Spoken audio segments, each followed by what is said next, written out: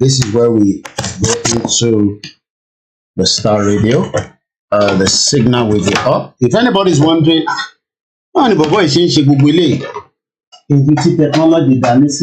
so the beauty of the technology allows us to do so many multitasking that some of you might be wondering, and that's how we're saying, I want to know for any respect. Technology is so good now that àfi ọba ń parọ́ fún yín pé nǹkan kan possible. Láì Mohammed lè máa sọ ẹ fẹ́ yìí, but àwọn ọmọ òpòrọ́ ló ń pa. But Láì Mohammed bá sọ pé òtítọ́ lòun sọ. So kí lè wá fẹ́ ká ṣe sí yẹn? Wọ́n rà pé Archie ti padà, okay ti padà. To whom or to whom much is given, much is expected. So with all the resources and everything that is coming in, what have we actually used it for? When it comes to especially African ladies, you ask yourself that question. Oh my goodness. No wonder in that part of the world, people have to be actually satisfied by heart and by love. Let me say good morning to Dan K. Coffee. No, interestingly, people on the African continent, they worship God, they serve God more than anything. Okay, God, they are religious more than anything. Don't depend on God, what would you do?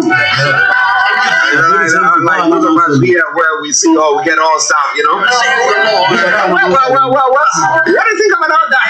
Well, Harry said Wednesdays, and you guys have to be very appreciative of what is going on. It's all coming away from Starr Radio UK, your favorite African and Caribbean radio station in London. The last day of January 2023. 9 minutes past the top of the hour.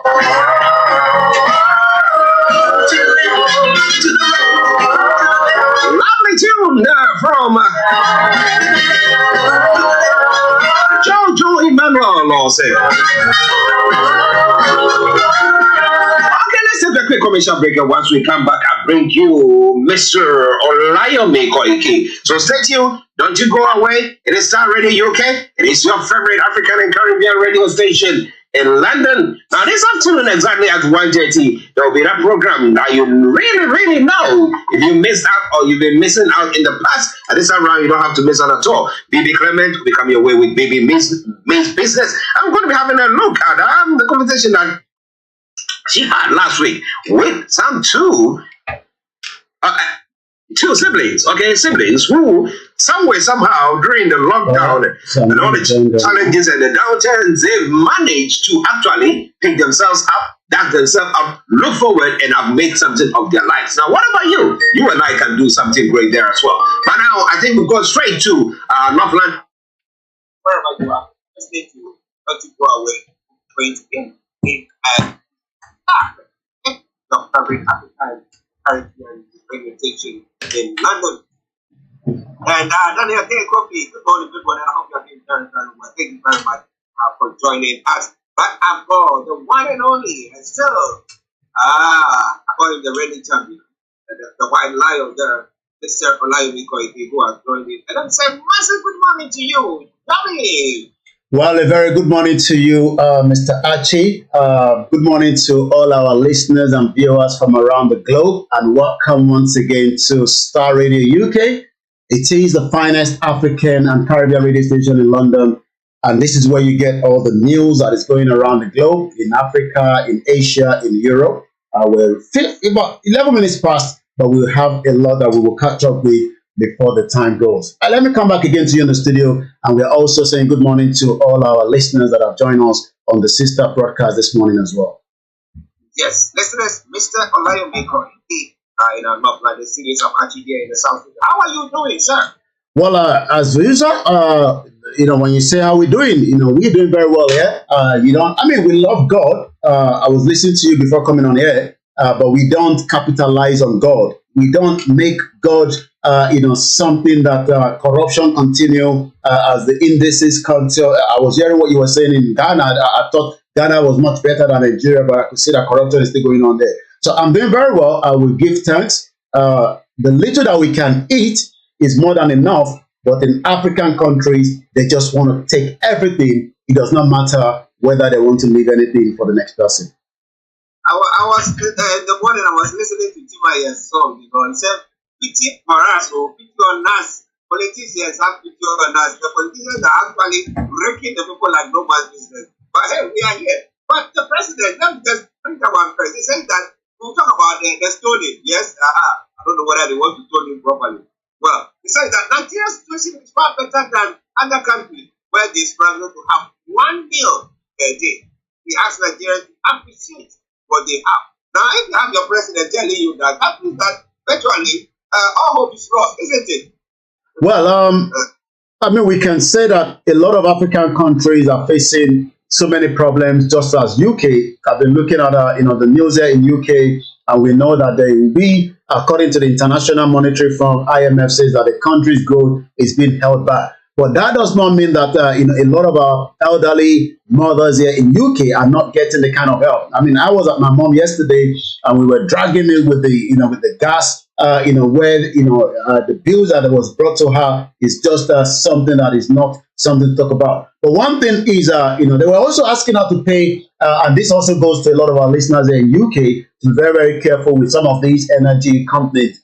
We do know that the government here in UK is still helping a lot of households with about £40, if I'm right, in terms of their electricity bill up to the March. But they were actually asking my mom if she could just make that payment until she said that payment. How do we reflect this back to Nigeria? I mean, if a president of a country comes out and say, come on, be lucky to be having at least, 1 square meal in a day, I'm not sure that is something encouraging, to a lot of Nigerians, as we do know that Nigeria remains the capital poverty of the world. And that literally means that, more Nigerians will suffer for the consequence of what is actually going on as we speak right now. If you just take me off about just 10 seconds so that we can adjust, the video coverage coming back into the studio for those that are probably watching us as well.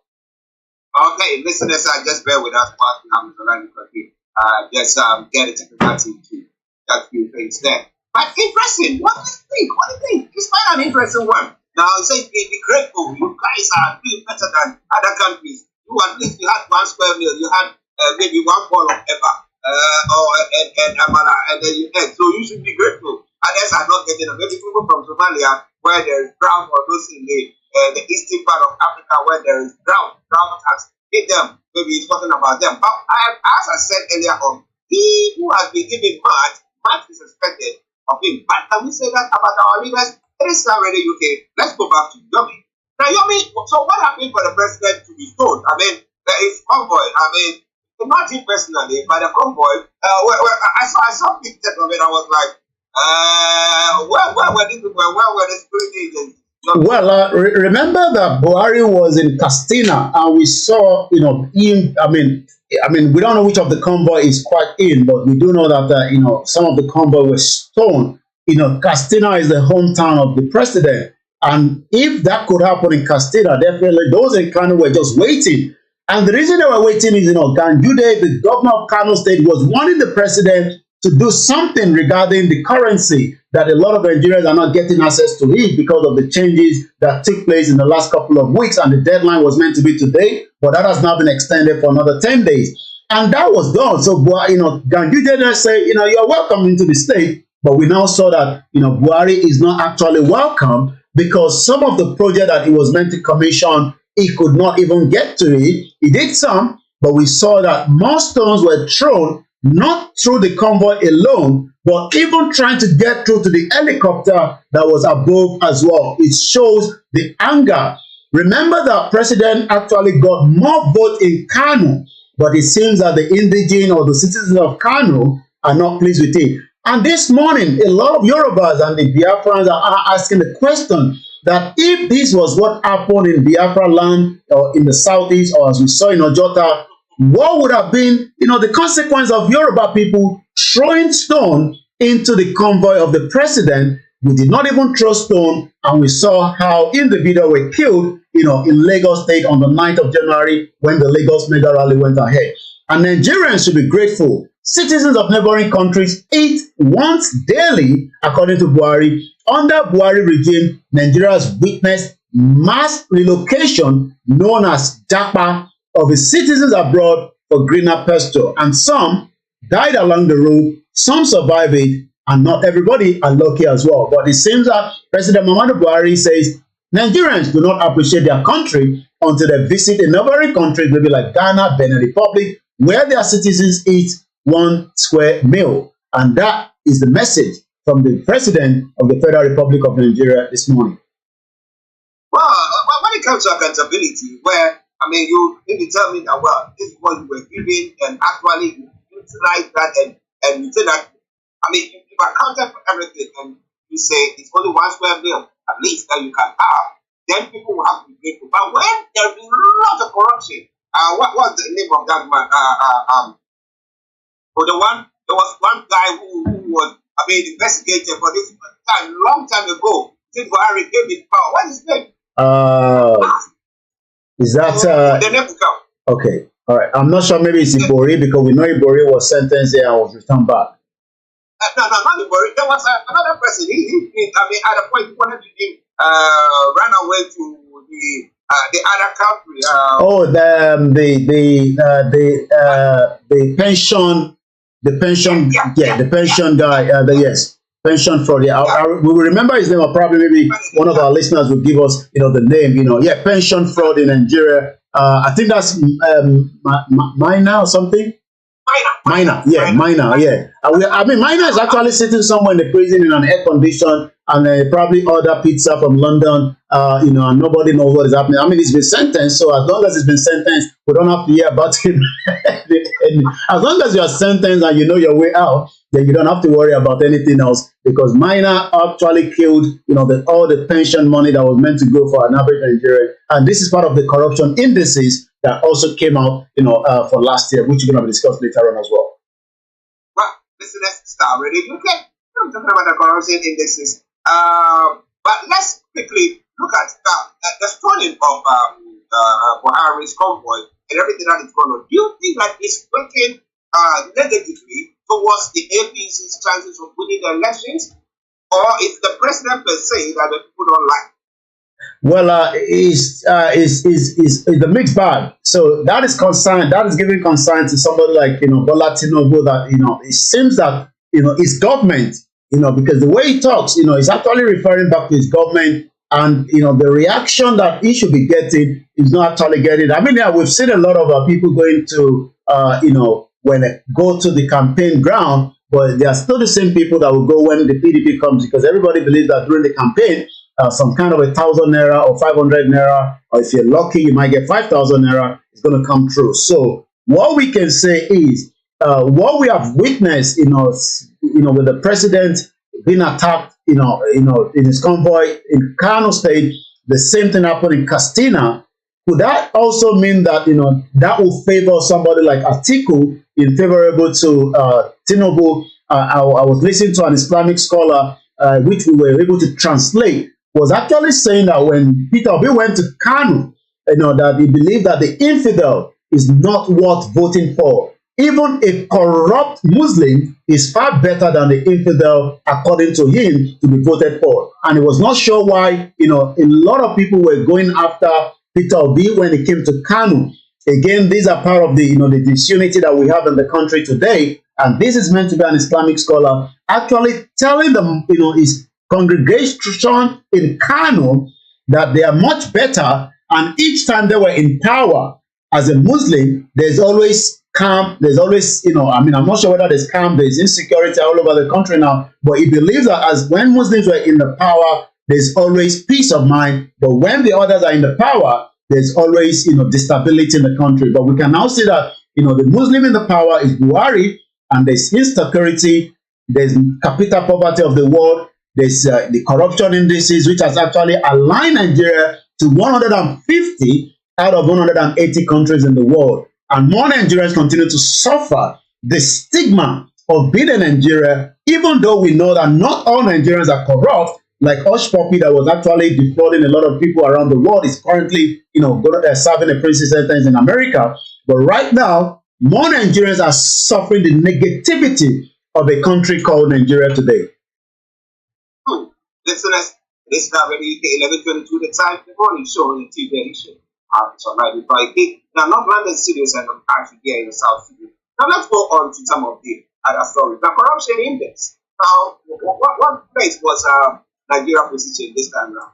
Well, Nigeria is doing very well. Out of the 180 countries, Nigeria scored 150.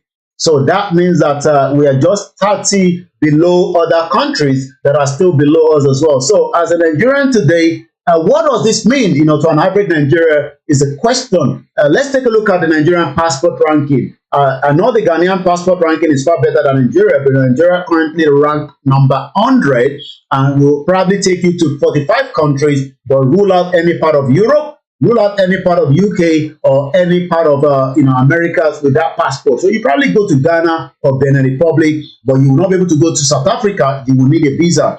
So the question then is the sixth largest, populous black, as we are called, the sixth largest crude oil producer in the world. How did we find ourselves, in these, indices, rather than coming back up, is actually going down? It is not just the fault of this particular government. We saw how the PDP were in power for 16 years when the crude oil was being sold at a very, very good amount of money per barrel, but eventually it was a full wastage of money being spent and no result coming back. 2022 last year corruption index have now scored Nigeria at 150 out of 180. Government hampered by corruption lack the capacity to protect the people. 2022 Corruption Perception Index reveals scant progress against corruption as world becomes more violent. It's not just Nigeria alone. We know that there are more other countries where things are going very bad. In the 8 weeks, Peru has been going on a full protest, in as much as more people have been killed, tear gas. But they are also saying, from the report I got up to before, the government of Peru is now saying they will have truce with the citizens, that they will shut down the 40% of the gas income into Peru. We saw yesterday in Edo State, in Benin, where Nigerians started burning tires to say the cost of fuel is having real impact to the hairdresser, the barbing salon, and those that are using keke napel to move around to make daily living. We have not seen anything of such today, but yesterday, Nigerians in 2 different states came out to say they are tired of what is going on. And why is all this happening? Is again because the corruption in Nigeria is quite alarming, where snakes and lizard and donkey continue to swallow the money. And it's not just happening in the government alone, it's also happening in the private sector. But the government part of it is where more corruption has killed the economy of Nigeria today. Well, listeners, it is time in the evening. It is not coming up and Caribbean Radio to the 11. And let's move on to some of the other stories. How insecurity will decide who becomes Nigeria's next president. Now, 25 days time. In 25 days time, if nothing is said, nothing is done, I think this election is going to be taking place. Now, but they have determined it. Going on to say that they reckon that insecurity is going to be what's going to determine that. Yesterday, I didn't ask the question that in Tunisia, they went for an election because of the unpopularity of the president and some hard lines things that he's going to do. It's only 10% of the people who went out, about 11% of the population who went out to go and vote. Now, do you think this insecurity would allow people to go on to vote? And if they are going to go out, who are they going to be voting for?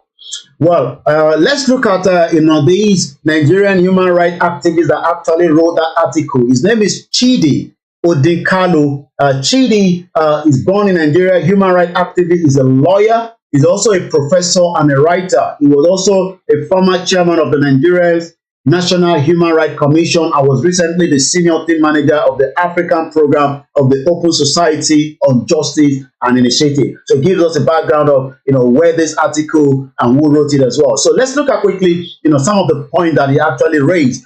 Nigeria first voted in presidential election just over 43 years ago in October 1979. The introduction to this form of a government was not very auspicious. 4 years into the experience, in December 1983, the current president, Muhammadu Buhari, then a major general in the Nigerian army, overthrew the system, which became the coup that happened. Soldiers thereafter ran the band for 14 and a half years. And that also created a lot of fear among so many Nigerians today. And probably that is one of the reasons why Nigerians still believe that it is still the military that is still running the country, in as much as we do know that from the 1999 fraudulent constitution. In 1979, soldiers supervised the election to govern it. They promulgated the electoral decree number 73 of the 1977, which required that the winner will be the candidate who scored the highest vote and also achieved a minimum of 25% of vote cast in at least 2/3 of the state in Nigeria, which will give you the background to exactly the question you're asking, that should we have inconclusive result if election goes ahead as planned? Because we do know that there will be a lot of different intelligent reports, not just in the southeast but also in the northern part of the country, in the southwest, that a lot of people are saying that election is not the viable option right now. But the politicians are still adamant, the government is still adamant, INEC is still also going to be having what they call some kind of mass accreditation just to prepare for the next 25 days. Also, there are still rumors that the election might also be postponed. There's also rumor that the intelligence report coming out that there might be a coup as well. So all the mixed bag would also determine who then will become the next president, in as much as it could be inconclusive. There were 19 states then. In the 10, we had 19 states as at that time, 10 in the north and 9 in the south. 2/3 of the 19 was not a whole number. So let's come forward a little bit. The failure to advert to these pieces of elementary arithmetic will prove consequential by the time the voting was done. It turned out then that the candidate with the highest number of votes, Shehu Shagari of the National Party of Nigeria, NPN, scored 25% in 12 of Nigeria's 19 states, and in the 13th state, Kano, he scored about 20%. The Federal Electoral Commission then, nevertheless, declared him winner. 2/3 of 19 is 12. So the question then is, Chief Obafemi Awolowo, the senior advocate of Nigeria, who came second in the ballot on the ticket of the Unity Party of Nigeria, UPN, challenged the declared outcome before the Election Petition Tribunal. If he succeeds, the country would have conducted a second round to decide the winner. Are we going to see such, moving into 2023? Yeah, things have changed since then, but as much as we do know, this election is going to be a lot. While assuring the country and the world of the desire of the INEC, which is also the Independent National Electoral Commission, under its leadership, to organize the 2023 election, to schedule Commission Chairperson Professor Mahmood Yakubu has increasingly become vulnerable about the possibility that the multiplicity of insurgent groups in different parts of the country could interfere with or preclude the exercise of the franchise, and that means that there would definitely not be enough. Let's give you some of the breakdown. Providing a sense of scale of the violence, the International Crisis Group reported also in the same month that at least 10,000 Nigerians were killed in armed conflict and 5,000 adopted between January to December last year. Other data indicated that at least out of the 774 local government, 550 saw incident of armed conflict. So it's giving us a narrow down. If we have 774 local government, 550 of that has been affected by one form of insurgency attack by the Fulani terrorists in the country. And that also means that the unknown gunman that is being used by the political party in the southeast is also having a big impact. Estimate of the number of places, units, and voters who may be affected, according to one of the paper reported on the 8th of January, that the conduct of election could be precluded in hundreds of locations. Up to 14 states in the country might not be having a proper full election in 25 days from today. So the potential effect of insecurity on anywhere approach the scale reportedly estimated by the security services will be very far-reaching. Confronting with this, the country must plan for the consequence of a failure of frustration of voting on such a scale for its impact on the outcome. As a mathematical proposition, if the number of voters registered in the affected unit or location is cumulatively up or more than the margin between the two top candidates, then surely they cannot be a winner. But just to bring back to you in the studio in just about another few minutes, but there could also be more challenging scenario where the number of affected unit of voters in the state may be as so impinging on the question whether or not particular candidate could or could not have made 25% of the vote card. The question whether election could go to a run-up or not would depend on whether insecurity precluded substantial compliance is handful of states. That will be a legal uncharted territory. There's a lot to discuss, but I'm just going to leave it there. Nigeria is really at a real crossroad this particular election, which is different from the one that we have witnessed in 2015, 2019. Star Radio UK was on the ground, but we are not on the ground this time around, but we have a lot of teams that also are going to be reporting as so many events before the next 25 days. Wow, listeners, that is what an in-depth analysis of what is happening. But the INEC chairman, Mahmoud Yakubu, has disclosed that in Abuja, he did that in 2021. But he was saying that, well, the turnout for Nigeria election is 30 to 35% of people who turn out. Those who have registered, they are talking about 30 to 35% of people. That is when there wasn't insecurity of that side. Because the last election, there wasn't that state, that magnitude of insecurity. There was, there were that, when bring back the girls and the Chibu girls and all those things are happening. But it wasn't the way it's going now. Okay, so we are looking at it now. Even that time where things were better, 30-35%. So now, what percentage of people are going to go out to vote? And let's say that if only 10%, or let's do something, 20% of the people who vote, are they actually representing the rest of the 80% who maybe because of this community issue might have abstained, or because of the fact that they want to break away from the country, might have abstained? What do you think? Well, even not just that alone, we saw already as of yesterday, PDP hoodlums burned down a secretariat that belongs to Osun APC, as well. So already there's internal, fight between the two gladiators, which has been the PDP and the APC.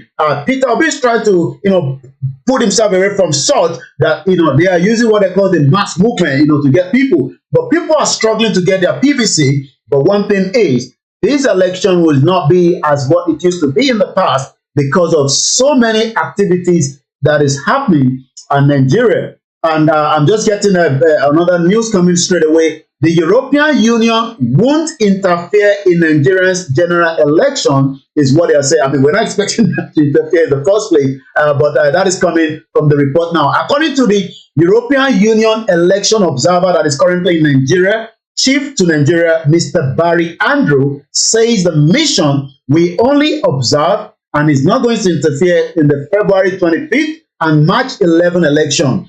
Barry made this known at a press conference that took place in Abuja yesterday on the purpose of the mission in Nigeria. He said that the European Union mandate was to observe all aspects of the electoral process as invited by the INEC. We will assess the extent to which election comply with international regional commitment for the poll. But already, the Biafra has told them to also prepare to witness, the Biafra exit from Nigeria. Likewise, the Yoruba are saying the same thing as well. Well, listeners, interesting. Starr Radio UK. Because they're observing it. Wouldn't they make comment or assertion of whatever they see? They will have to. If not, what's the point of being there? If they make the comments, and if it's against some, because of some anomalies, who is going to take the blame for that? Okay. Now, returning to the story of the president convoy, the People's Democratic Party has condemned the attacks on President Olayomi Buhari on Monday in Kano State by miscreants. In a statement, the National Publicity Secretary, Depo Olukunagba, alleged that the attack was sponsored by the presidential candidate of the All Progressive Congress, Asiwaju Bola Ahmed Tinubu, expressing that the attack on the person of the president was treasonable and sacrilegious assault on Nigerians' national sovereignty and must be condemned by all. That is what the PDP is saying. But Yomi, do you think that supporters of Tinubu were the ones who went to throw the president? And how would that, what will you explain about? Well, the politics has been, has always been a very dirty game, especially somewhere in Africa. So, everything is, the press release by PDP is just to, say that, we have nothing to do, with such. But we do know that a lot of Nigerians are, really, really angry with this current government, because, things have gone from, from really bad to worse, especially, looking at some of those indices behind me as well, like we just talked about this last week. And more Nigerians are, they saw President Muhammadu Buhari as a messiah, that was coming to solve, if not anything, at least the insecurity that is ravaging the northern part of the country today. But yet, 8 years down the line, the president actually failed to do so. And that is why a lot of Nigerians now are really, really bitter with the ongoing. And I'm just getting a report as well that, the Edo people say they are shutting down the system should they apply, not be listening to as well. Wow. Well, listeners, it's happening from Nigeria. 11:38 from the House of London. While in the North Studios, I'm giving you updates from Nigeria here, Archie in the South Studios, and we have reviewed the program. But we'll go back to Yomi for the rest of the stories making the rounds, because we know that we have run out of time. But over to you, Yomi. So we're just going to touch one more. The election has been one of the burning points, stroke the mass movement of the Yoruba people and the Biafra, the middle belt, that are also clamoring to have their own independent nation. But the United Nations is warning President Muhammadu Buhari's government, according to the article here, Nigeria cannot afford to fail in 2023 general election. But as usual, Simon Ekpa has also responded back to the United Nations. Tell the United Nations, since they refuse to hear our cry in peace, there we eat it in the crisis of freedom. So again, as we continue to say to the international community that the 2023 that we are in is a very, very key important time in the history of Nigeria. And we do know that the government is also trying to use as many of their security force to trample on so many individuals that are clamoring for right to self-determination. So we will continue to monitor that as well. I'm just looking at one of the videos, and this is what people say, the mass movement of people is very, very important. A huge rally in Mumbai by common people demanding strict countrywide law against forced conversion and rape jihad. Very massive crowd there, and this is why some are still saying that maybe we should come in out or maybe we should stay back. But as we go straight into the social media because of the time constraint, we will have more time again tomorrow, during the Niger Voices as well. But let's go straight now to see what is trending on the social media space, which is the only way a lot of Nigerians and the Yorubas, the Biafra, communicate their messages to the international community. So also remember to follow Starr Radio UK on the social media as well, which is very, very important. So now let's take you straight to the social media. In Woro, a lot of Twitter space has been going on in the last couple of months now, and it seems more of that continue. So set a reminder for my upcoming space, freedom and election. Which one do you want? So 2023 election and outright freedom, which one will be more beneficial? More people will have to decide themselves whether they want freedom or they want a general election as well. Also, the push continue from the presidential spokesman as well. Bashir Ahmed keep pushing out there, says Tinubu is the next president. Like you did say also, Atiku Abubakar. I'm just getting a feed coming through here. My team and I made a visit to the tomb of Shehu Uthman Danfodio.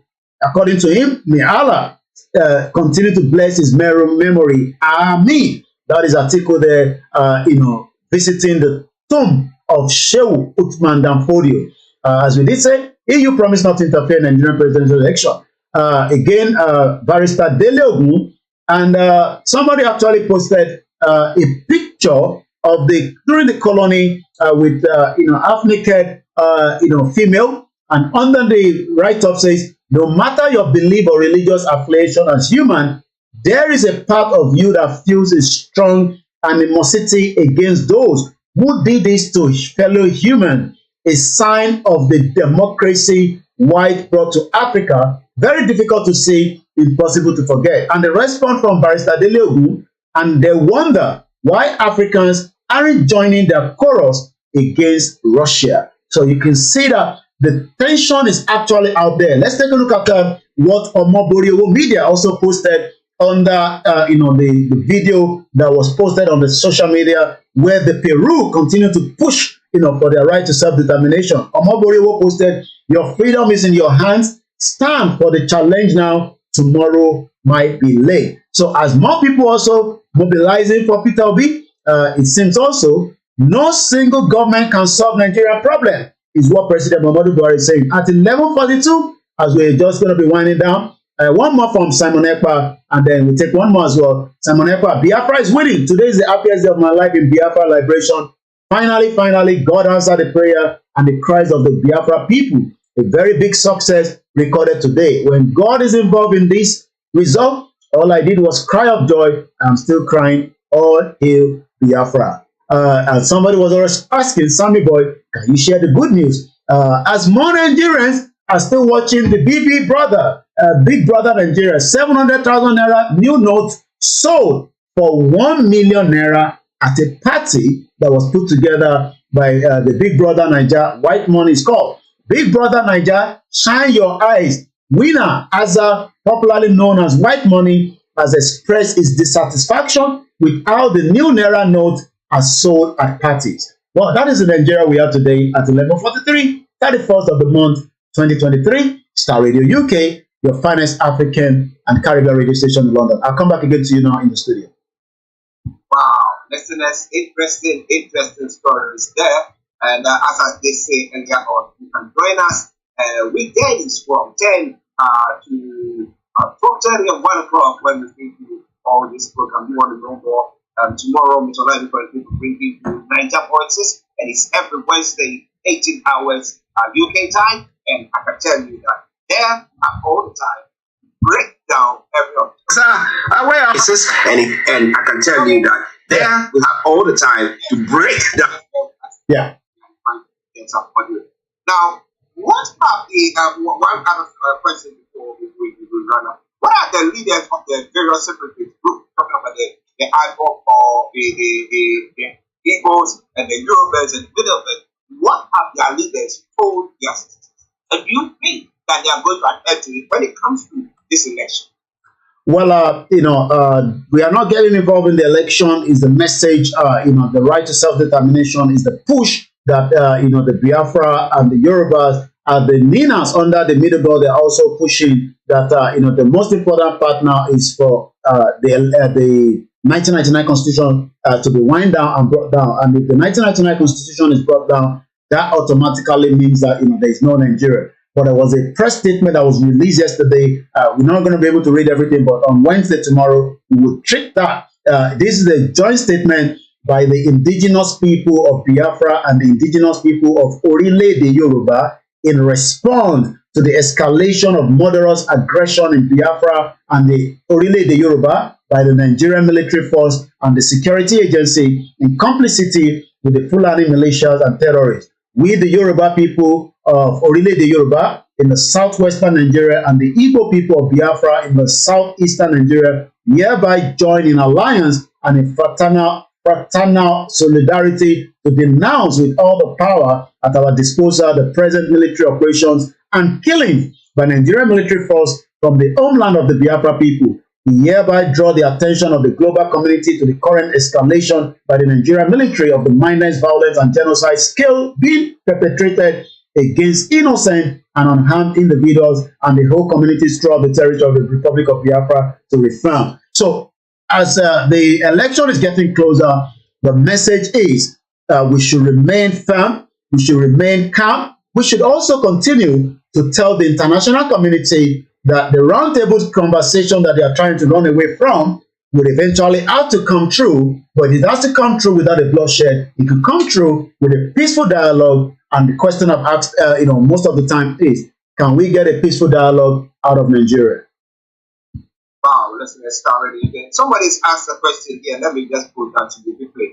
He's asking, have the tertiary institutions agreed or accepted to, shut the university or tertiary institutions down so that students can go pick their BDCs on both as well? What has been the outcome of that? Well, that would have to come from the federal government, the presidency.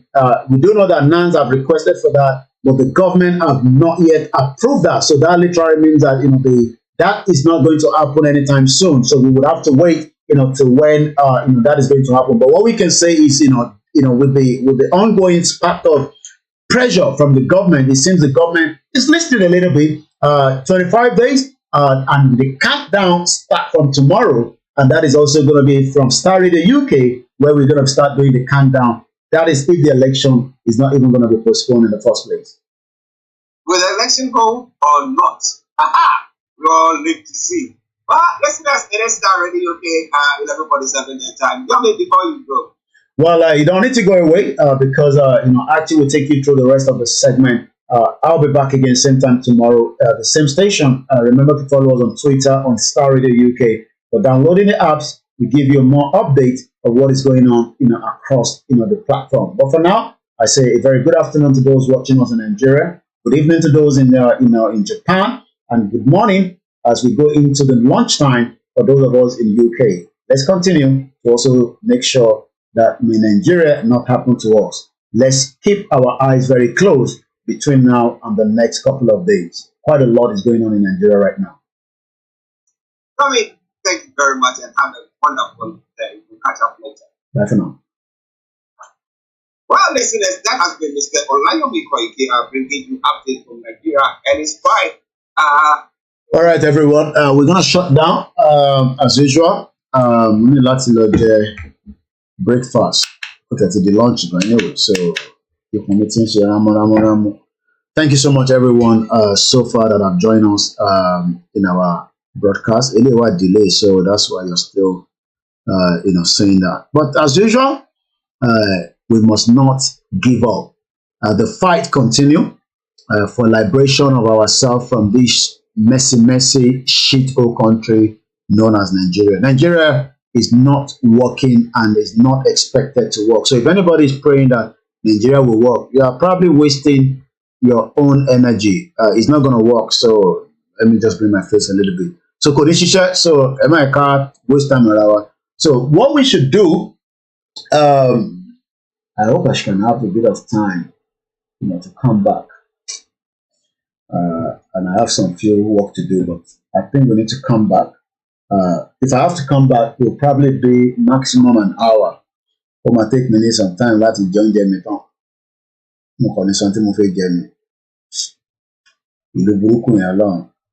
But wrong in Nigeria, so that's why they will normally have the problems. They're saying that Nigeria is working, and we cannot tell them what they need to know. When they can shut up, when they can keep quiet, when they play Nigeria, and you keep asking yourself, anybody in Nigeria to share?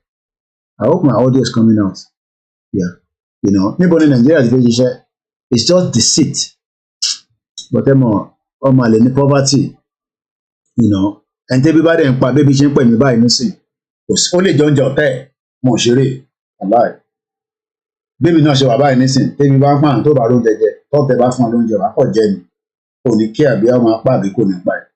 So ẹ ká fọkàn wa balẹ̀ àwọn politician máa dára wọn wó kò sọgbọ́n ẹ̀ the way things are going 2023 the next few days let's just remain very calm and vigilant. There will be a lot that will happen in Nigeria. So on that note, we're going to end the broadcast. Thank you so much, everyone, and have a very good afternoon. Play anthem money arrow. I can slot it in on podium.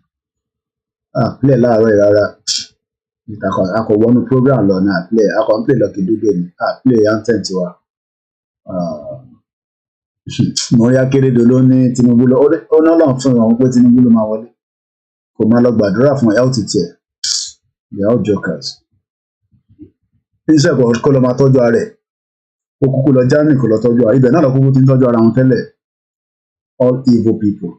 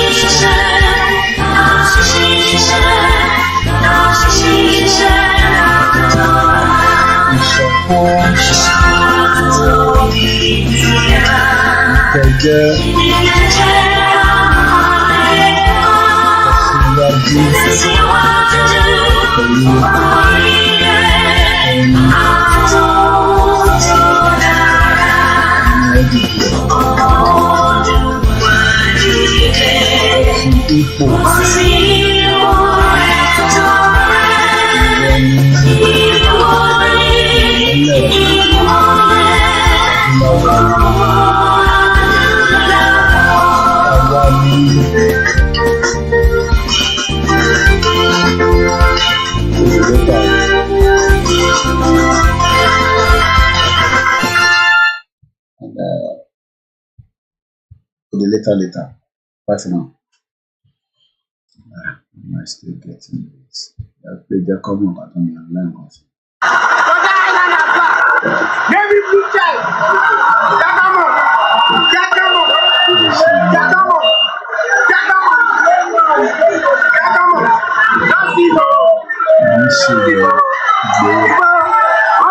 to are confused. The life is too much. The life is too much.